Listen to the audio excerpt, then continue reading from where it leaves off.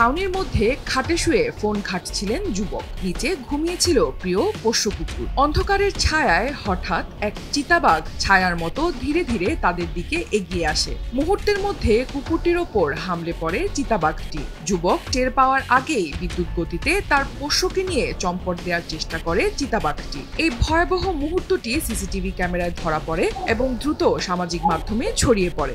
ঘটনাটি ঘটেছে ভারতের মহারাষ্ট্রের পুনে জেলার দেগাঁও গ্রামে।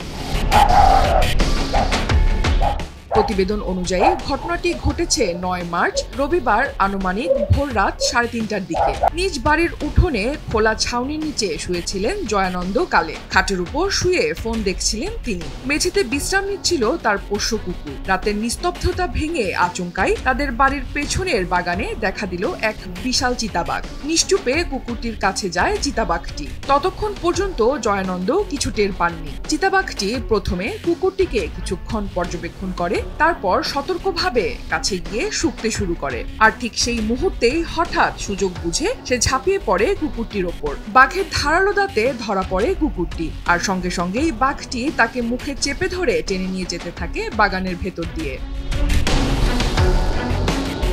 চিতাবাঘটি কুকুরকে নিয়ে চলে যাওয়ার সময় জয়ানন্দ কালে বিছানায় উঠে বসেন। পুরো ঘটনাটি ঘটনাস্থলে থাকা সিসি ক্যামেরায় ধরা পড়েছে। আতঙ্কে চিৎকার শুরু করেন তিনি। জয়ানন্দের চিৎকার শুনে চিতাবাঘটি কিছুটা বিভ্রান্ত হয়ে পড়ে এবং অবশেষে কুকুরটিকে ছেড়ে দিয়ে পালিয়ে যায়। নিশ্চিত মৃত্যুর হাত থেকে রক্ষা পায় কুকুরটিও। জয়ানন্দ জানান, তার পোষা প্রাণীর আর্তচিৎকার বাড়ির সবাইকে সতর্ক করে তোলে। এমনকি পাশের বাড়ির বাসিন্দারাও ছুটে আসেন সাহায্যের জন্য, কিন্তু ততক্ষণে চিতাবাঘটি উধাও হয়ে গেছে।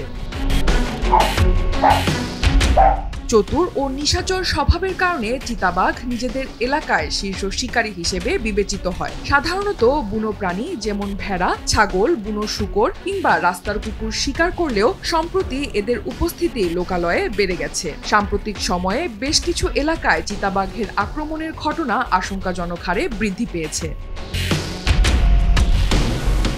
বিশেষজ্ঞদের মতে ক্রমবর্ধমান মানব বসতির কারণে বন্যপ্রাণীদের আবাসস্থল সংকুচিত হয়ে আসছে। এর ফলে চিতাবাঘ তাদের স্বাভাবিক শিকার হারিয়ে লোকালয়ে চলে আসছে। স্থানীয় বাসিন্দারা বন দপ্তরের কাছে অবিলম্বে ব্যবস্থা নেয়ার দাবি জানিয়েছেন। তারা চিতাবাঘ ধরতে ফাঁদ পাতার অনুরোধ করেছেন এবং অন্যান্য প্রতিরোধমূলক ব্যবস্থা নেয়ার আহ্বান জানিয়েছেন, যাতে ভবিষ্যতে এ ধরনের আক্রমণ প্রতিরোধ করা যায়। ভারতের বিভিন্ন বনাঞ্চলে আনুমানিক 12,000 থেকে 14,000 চিতাবাঘ রয়েছে। তবে অবৈধ চোরা শিকারীদের কারণে এই সংখ্যা ক্রমেই কমছে। চিতাবাঘের চামড়া, হাড় এবং অন্যান্য অংশ অবৈধভাবে কালোবাজারে বিক্রি হয়, যা দামি ওষুধ তৈরির কাজে ব্যবহৃত হয়। অনন্যা দাস, দেশ টিভি।